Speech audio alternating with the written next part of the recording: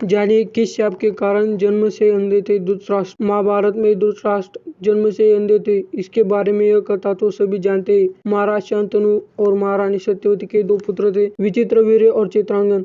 इसमें चित्रांगन अल्पायु में ही एक युद्ध में मारे गए थे और विचित्रवीर्य काशी की राजकुमारी अंबिका और अंबालिका से विवाह करने के कुछ समय बाद ही बीमारी से पीड़ित होने के चलते मृत्यु को प्राप्त हुए।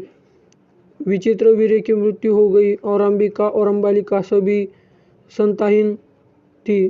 तो ऐसे में वंश बढ़ने का संकट महारानी सत्यवती को परेशान किए जा रहा था। तब उन्होंने महर्षि वेदव्यास से इस समस्या का निराकार करने के लिए कहा। इसके बाद वेदव्यास ने अपनी दिव्य शक्ति से अंबिका और अंबालिका से संतानें उत्पन्न की। कथा मिलती है कि अंबिका वेदव्यास का तेज सहन नहीं कर पाई और उन्होंने अपने नेत्र बंद कर लिए।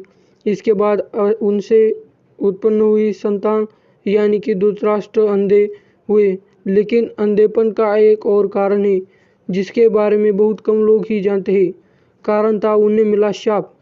तो आइए जानते हैं कि वह कौन सा शाप था जिसके चलते धृतराष्ट्र जन्मांध थे। कथा मिलती है कि धृतराष्ट्र अपने पूर्व जन्म में बहुत ही पापी राजा थे। वह किसी की भी भावनाओं का ख्याल नहीं रखते थे। महज अपनी प्रसन्नता के लिए वह किसी को भी परेशानी में डाल देते थे। ऐसी ही कथा मिलती है कि एक बार एक हंस का जोड़ा अपने बच्चों के साथ आराम से विचरण कर रहा था।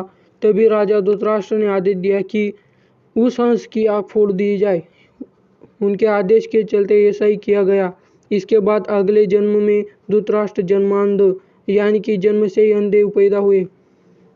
राजा धृतराष्ट्र ने अपने पूर्व जन्म में जिस हंस के जोड़े की आँख फोड़ने का आदेश दिया था, उसी के साथ यह भी उस हंस के बच्चों को भी मारने का आदेश दिया था।